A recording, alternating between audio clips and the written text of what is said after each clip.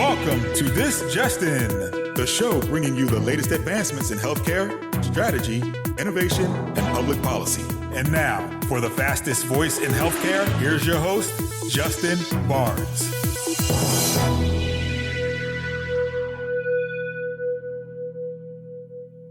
Thank you for tuning in, and welcome to This Just In. I'm your host, Justin Barnes. In these segments, I'll bring you the latest advancements in healthcare, strategy, innovation, and public policy. As always, we're broadcasting from the This Just In studios on the Business Radio X network, as well as the Healthcare Now radio network. For this episode, my 242nd episode, we have a great, insightful show with a first-time guest, however, a very long-time friend, Mike Mosquito. Welcome to the show, my friend. Thank you, Justin. Glad to be here. Glad to talk to you on this wonderful Thursday. Yeah, no, it's great to have you on air. You've been a longtime friend, colleague here in the Atlanta area, and just all around great guy to collaborate with. A lot of fun. We kind of synced back up again at HIMSS a couple of months ago, and HIMSS 22 in Orlando, and had a phenomenal conference. So before we dive into the show, what did you think of HIMSS this year, the conference? I think it was great being able to get back in Orlando and get everyone together after that hiatus. August was a little, it was a little slow, but I think getting back to Orlando with everyone was very nice to see. I think the content was great. Yep. So I really appreciated being able to do that again like we used to. Yep. And then you and I had a very fun dinner. What restaurant did we go to again? What was the name? Which one? You remember? Can't remember. There was a steakhouse. Yeah, it was a great steak. Yeah, we had a great steak and a fun night. Met a lot of great people. So, and thank you for that, for making that happen as well. That was a lot of fun. Mm-hmm. So, my audience has not heard your voice before. So, why don't we do a little bit of a background for them? Where'd you grow up? College? All that good stuff. All right, I grew up in Mobile, Alabama, Grand Bay to be specific, down on the coast. Yeah. So where it's hot almost year round. This time of year is probably the pool's already warm and ready to get into that pool. Oh yeah. But grew up down south here. Then I jettisoned out west, Midwest, go to the Air Force Academy, where I came back again to get another degree from Auburn University in mechanical engineering. Excellent. I finished my MBA here in Georgia at Kennesaw State University. So I've had a very nice career in seeing schools around the country and seeing different parts of the country for school. But my master's in business information systems management and IT. Yeah, I didn't realize that you also served. I was in the Army for 6 years active, 2 years inactive, and you were in the Air Force Academy. I didn't realize that. That's cool. Wow. Congrats. So yes, thank you. So tell me about, I've known you, I guess I've probably known you for 15, 17 years or so. Always very passionate, but where does your passion for healthcare come from? I think when I had a chance to go to McKesson as a thought leader for when they were developing their physicians portal, that's where it started. I was introduced to developing portals for a .com, and then McKesson asked me to come and help them with their physicians portal. Yeah. And with that, I learned a lot about technology in healthcare. I learned about doctors, nurses, the healthcare system, how it works. I spent a lot of time in a lot of the hospitals around the country to see what operations were good and bad. And with that, I found a joy in solving some of those problems, being able to help CIOs, CTOs, CEOs, and boards develop strategies. And it just grew from there. I never had an interest in going into pure IT, like a pure IT company. I just like being able to say when I leave this world, I've done something, and hopefully it's influenced or helped someone else stay alive or have better health. Amen. It has, and it does. What years were you at McKesson, or were you working on that portal? What was the portal name too? It's called Physicians Portal. Okay. And I was there from 2001 to 2005. Okay. Where did the Relay Health product come into play there? Relay Health? Yeah, Relay Health never really came into play. Okay. It was a separate adjunct to the business. Okay. So that bringing Relay Health onto when that acquisition was made, it was really about having more tentacles into the healthcare space, as they've done in the past. They make those acquisitions Yep. It's just like they made the acquisition of PAX, the PAX system out of Vancouver. Relay was one of those acquisitions to add more tentacles to the IT landscape. That was McKesson. Yeah, I actually left McKesson in '99 to help start Relay Health, and then was sold back to McKesson in '04. But I just missed you by a couple of years. Yes. Tell my audience about RSM, your role there. You're newer there, correct? I am. Yeah. I am coming up on a year. My prior company was acquired 334 days ago. So we are, thank you very much. And so we were an IT implementer for ServiceNow for their APM and SPM product. And those products, our claim to fame is we're excellent at what we do and implementing those for all industries, but specifically healthcare. We are thrive in those areas to help solve some problems around software technology. And so I lead the sales team, and I'm on the healthcare leadership team for growth and strategy for the firm. So the firm is really heavy into industry play. Healthcare is a leading industry play, and I'm charged with growing that industry. So I have a strategic growth platform that I lead to help grow the firm's interest in healthcare as an industry. Excellent. Yeah, you guys did a great webinar or hosted one about 6 months ago or so? I forget, but that was you invited me in. Great time. Oh yes. That was our first virtual webinar for the firm, and it was well attended. I think the content was relevant, it was current, and since we are a consulting firm, it really was about providing that thought leadership, Justin. Yep. As you see, where folks can actually sit and listen and say, it's just not from a magazine that may be dated. Yes. These are current thinkers and implementers of technology. Yep. And you had on the CIO of Grady, correct, as well with me? And then Glenn was on with us. Yeah. And so Glenn Hilburn is a wonderful friend of ours. He's a friend of the family for HIMSS here in Georgia. Yep. And so I was just with Glenn yesterday or day before yesterday at the regional HIMSS event. Yep. Yeah, I'm sorry I missed that, but no, awesome. And Glenn was great. And that was a phenomenal panel. So thank you for that opportunity. So we were talking, this kind of started off at HIMSS a couple months ago and talking about, the next generation of thought leadership and grooming and how that's coming together. So, tell my audience your thoughts around the health tech thinkers and what type of healthcare leadership and technical think is needed right now in our industry.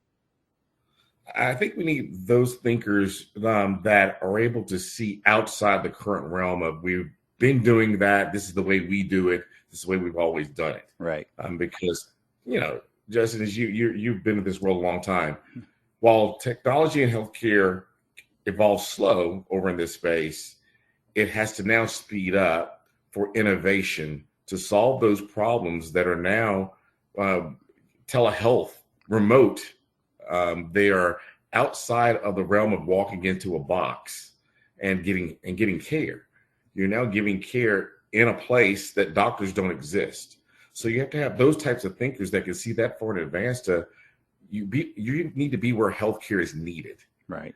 And those thinkers are going to help put people in those places. Doesn't matter where they are in the globe. You now can have surgery from a doctor from the Da Vinci machine. Right. He is on the other side of the globe and providing surgical needs through a machine, through a computer that now he can operate on a patient and still provide that care.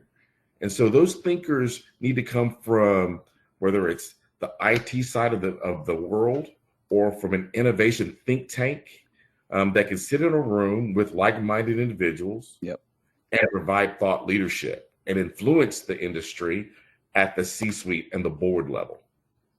Yeah, I cannot agree more. And you bring up a point. I created a think tank, health innovation think tank back in 2017. And we had 6 sessions before COVID hit and obviously put it on pause because for the most part, we were doing it all together. The last one in 2019 I did is November 2019. I think we had 40 people in the room and then another 40 people virtually from all over the world. And it worked out really well because it was very well attended. We got to collaborate, to your point of thinking together, moving the industry forward together, sharing ideas, best practices, actionable intelligence. And then I kind of put it on the back burner because of COVID, and I had a very fast growing company at the time and still do. But I need to crank that back up again. Because that was such a great opportunity for that collaboration, and we just learned so much from it. So, and I'd love to have you participate as well, just from your background. So you bring up some really good points there, Mike. Thank you very much there, Justin. I think I appreciate that, and would definitely be honored to be able to sit around a room and actually think of what the next generation of influencers in healthcare would look like and where they need to come from and whether they need to be developing. I think that's needed, and they do it in other industries. And so for you, I think that's great that you're putting those minds together in one room. And that's where CIOs, again, by the time a CIO reads about technology in a book, it's already landed. That's so true. Yeah. Some author they've read about it, they're massaging it. Yeah. And so, thought leadership up front is needed in today's healthcare. And that CIO suite, that group of thinkers that get together, they need fresh new ideas to bounce off of. Will this work? Can this work? But those technology companies need to have healthcare think tanks themselves and be invited to the table to participate. Yeah, and in that direction, on that vein, I was reading an article the other day, and the premise was, we wish, if you know the adage, I'm actually speaking on this tomorrow morning, 9 out of 10 companies fail, 9 out of 10 startups fail. And there's a lot of reasons why. And then I was reading a story, I think like 2 weeks ago, and it was talking about how it would be great if all these founders got together and just really worked on creating solutions, like holistic solutions. So when you were speaking, it made me think of this. My success has really come from, I don't create a product, I create a solution, a full platform for somebody. Because if you're just worried about a little widget, you're not going to solve the true problems, because a widget can't fix healthcare. And you kind of hit this on your talk a moment ago. You got to really come in with their solution. You got to solve their problems at a big scale. And you can't go to a CIO and go, oh, I can fix this little piece for you. They're like, well, that's great, but I've got 19 other products behind you, and I got to integrate all 20. So I care about the full platform, not your little widget. You've solved this little problem. And so many people solve this little problem when if they could all get in a room and go, hey, you know what? We're all going to, evolve care delivery or care strategy this way. And everything's integrated into one single platform, single block of code, integrates into the other pieces. But you can't create this Frankenstein, which so many people think, oh, I got this great idea. So, I know you subscribe to that same concept, correct? I sure do. I subscribe to the platform mentality. You can plug more into a platform. You got it. So, you talked about, out of the box technology that'll change the landscape of healthcare post COVID. So what are some examples? I know you've spoken on this, and this is one of your key points. So, talk about that a little bit. Well, out of the box technologies that affect, again, we just talked about the widget that are our platform. I think those technologies that help the C-suite board, the CIO, CTO understand where their investments are today, being what applications do I have? Do I need to have them? What are they doing for me? And then if I've acquired another facility, because acquisitions are always going on, they're happening here in Georgia, as you know, Justin. We have a large acquisition going on with one of our big entities. Yep. And those types of acquisitions bring in more technical debt. So you need technologies and platforms that are out of the box, that look at people, systems, processes, and technology, how they intersect, and then pull the technical debt out of an organization. So as healthcare moves outside of the four walls of the hospital, how do you assess what's there? And so application portfolio management, things like that help you understand, what do I own? What am I paying for? With IT still getting 3% of the overall budget, right? What do I own and should I be investing in? That leads to strategy instead of just buying something to solve a problem, an individual problem. That's perfect, because we didn't even have that. We didn't even have that choreographed. I didn't realize you're going. That's great. Our thoughts are so integrated. That's why we're such good friends. That's awesome. Yeah, I think we certainly subscribe to the same strategy there. in that direction, and kind of everybody's saying we're post-COVID. We got actually an uptick in COVID. So we're actually, we are quote unquote post-COVID. I think we're learning to deal with COVID, much better than we ever have. But a lot. I was in a conference last week, and again, post-COVID type of strategies and discussions. But again, we have an uptick right now, and surge in COVID coming, and if you don't know it. But let's talk about workplace management. This has actually been a topic on several of my radio shows in the past 3 to 6 months. Managing and navigating the Great Resignation changed how we work, where we work. What are some of your thoughts there and best practices? I had a conversation at the August HIMSS with CIO here in town, and he shocked me because I said, "How are things going?" Mm-hmm. And he says, "Yes, he was going great." He goes, "We became a profit center for a second for the facility." I said, "How so?" He goes, "We sent all of IT home and gave our space back to the hospital." I'm like, what do you mean? He said, "We sent IT home. Yeah, they didn't need to be there. If IT is aligned correctly, they can see everything they need to see from the comforts of their home." Sure, so true. Except for installing, servers, which a lot of things go into the cloud now. Yes, yeah. Or clinical systems that are managed by, those are managed by, any of your vendors. Yep. So it really is about understanding where people work, how have they worked during this past 2 years? Did it work? And then what didn't work? How do you make that the new baseline and not take something away that was working? And making sure you can retain those employees that have enjoyed the comforts of being in a home office, because this Great Resignation is real for people that just want to change. They may not, but I think some people aren't even unhappy with their jobs. They just want to do something different. Correct. Yep. Right? I did this job in my pajamas at home for 2 years. Man, I think it's time for a change. This is the same thing day in and day out. And so when hearing him say, we sent IT home and gave back our space so that it could generate revenue for the hospital, that was huge. Yeah. We did a swap. Yep. A revenue opportunity. Yeah. And my previous guest, the last show, Dr. Doug Ferrago, talked about how, very simply, you got to keep, first of all, he worries about physicians and he's about physician leadership and the Great Resignation among physicians across this country. And he, a very simple best practice that he offers to, his customers and his facilities that he works with and strategizes with is ask a single question, make it confidential, answers confidential, blinded, but ask your employees, certainly your physicians, would you recommend our organization as a place to work to your friends and peers? And if, and again, it has to be blinded, it has to truly be confidential. There can't be any recourse for somebody's answer.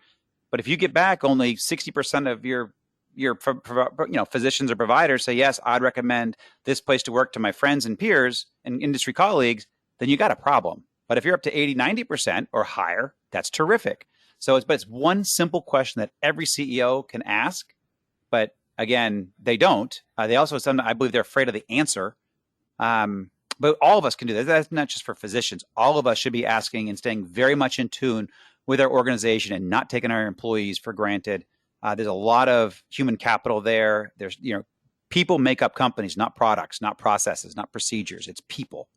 So we've got to make sure that we stay, and I know you subscribe to this as well, but, we got to stay on top of our talent and in front of it and ensure they're taken care of. So. Oh, absolutely. We got to stay on top of the talent and ensuring that they are happy day in and day out. That was hard during, the past 2 years. Yeah. But even looking at, where we invest in this talent for the future, how are you investing? For our firm, I am part of the recruiting team for consulting. Mm-hmm. And so I've gone over to one of the universities not too far from here where I'm already paying money for a young lady to get her degree. Yep.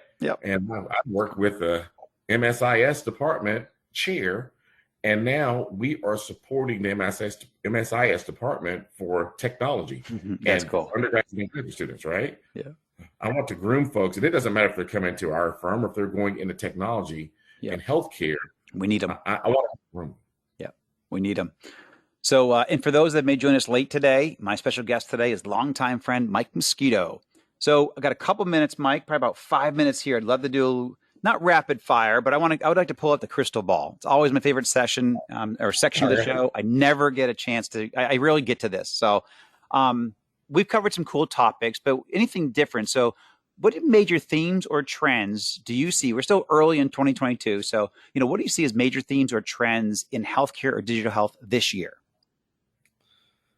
For what I'm touching today, I think cyber is huge. Application portfolio management's huge. Yeah. Machine and automation, machine language and automation, they're coming online in healthcare. I just finished a session 2 days ago at the regional HIM show around blockchain and its effect and where will it have a place in healthcare. It's already being tested. We've seen Change Health come out with its transaction system. And so it's one of those where I think that the new technologies that were buzzwords at the beginning of COVID, right, especially, blockchain and the things like that, we're like, oh, what is blockchain? What is a blockchain? How will that apply to healthcare? Can that apply in healthcare? They will touch at some point. So I think that is one of those things that's going to come about. How do we protect better? And when you say blockchain, you're still talking about security. Right. So security is paramount. One of the physicians on the panel that I had on my panel, he talked about a breach that cost them $4 million. Wow. Right. And that's it's not a large facility. It was a practice, and that breach cost $4 million. That I don't think will slow down. Hackers, right. Yeah. Right. You don't think that's going to slow down? No. Because it's easy money. And so I think cyber is top of mind. Our firm focuses on that as a major topic of consulting and educating and becoming thought leaders around here's where you need to look, protect, and be aware. And if you stay ahead of that as your strategic theme and you don't make it, once a year we address it because they're thinking about it every time they get up. The hackers wake up thinking about how to get in. Correct. Yep. Excellent. So what are a few best practices or strategies that you can share to help us navigate a few of those trends? I mean, you obviously mentioned a lot, but anything from your wisdom and experience, expertise to share, like actionable intelligence, I love to share if we can.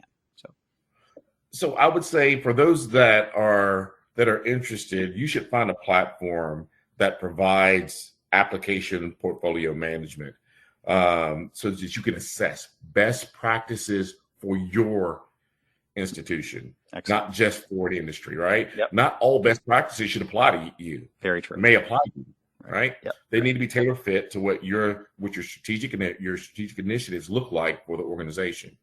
Working with your board and ensuring that they understand your themes, whether they're IT or people related. So I subscribe to that platform theory of can a platform provide, whether it's HR, IT, can it provide, service desk management so that people can be managed remotely anywhere, anytime for what they need? And then from there, does that platform sustain growth and strategy from the back office to the patient themselves? Where are they touched? And how can you touch them to understand the organization and their capabilities even better? It's awesome. Excellent. Great insights. In the last couple minutes, I'd love to touch on this. And this usually turns into its own show as we do a compilation of all my guests from this last piece. Where do you go to get or be inspired? I go to my little girl. That's cool. Yeah. Because I watched this kid. She is one of my areas that I will sit and watch online. And if I ask her to find something, she can probably find it faster than most of my friends my age. Yeah. I watch her sit on any number of her games where they have to think through these games, and I'm watching her process, and I'm thinking we need to go back to that basic thinking that these kids today are thinking much faster. Yes, they're using technology faster. Yep. And I watch her thrive in that world where we're trying to, we're not putting out engineers as fast as we used to. Yep. And so I watch the youth of this world that are in these virtual worlds. They're thriving. She wants more. She needs more faster. So I watch. That's why I like mentoring young minds and watching where they grow. I go back to universities now and get thought leadership. I just finished a poster contest for the graduate school over at Auburn, where it was all around analytics and the analytics behind solving problems. And these young minds, as I'm sitting there and watching, these kids, when I received my degree, it was nothing that advanced. Right. These kids are years ahead, right? Yes. So engaging young minds is where I see now. These kids are thinkers. The ones that are going to be on the map, they are pure thinkers. They're hungry, and we need to feed that hunger. Yeah, you bring up a great point, Mike. And I actually have to give a TED Talk tomorrow morning. And one of my components, I have to talk about inspiration and imagination at 8 a.m. That's what's going to be crazy for an 8 a.m. talk. But I do talk about how our opportunity, because we are building companies faster, we're scaling faster than ever before. So to your point, people think faster, they scale faster, our technology works better, and we can build a company faster than ever before. So, I mean, I might start Relay Health back in 1998, 1999, and it is a long slog. Now you can crank up companies in a matter of weeks with employees and tons of stuff. It's just the overhead's totally different, scale is completely different, much faster, leaner, meaner. And the people are too. So it's very cool. Well, we are at time, Mike. What a phenomenal show. You're a great guest. It's great to have you on air. And I truly appreciate you taking the time out of your schedule to join us. And thank you to everybody for joining us. Please tune in weekdays at 2:30 p.m. Eastern, 11:30 a.m. Pacific. As always, you can track me on Twitter at HAT Advisor and use the hashtag ThisJustinRadio so I can respond to your comments from the show. If you missed any of this episode or want to hear more, all my shows are posted on Apple iTunes, SoundCloud, iHeartRadio, and TuneIn. You also can check out some of the updates we put on justinbarnes.com. Thanks, everyone. Stay safe. And thanks again, Mike, my friend. Take care.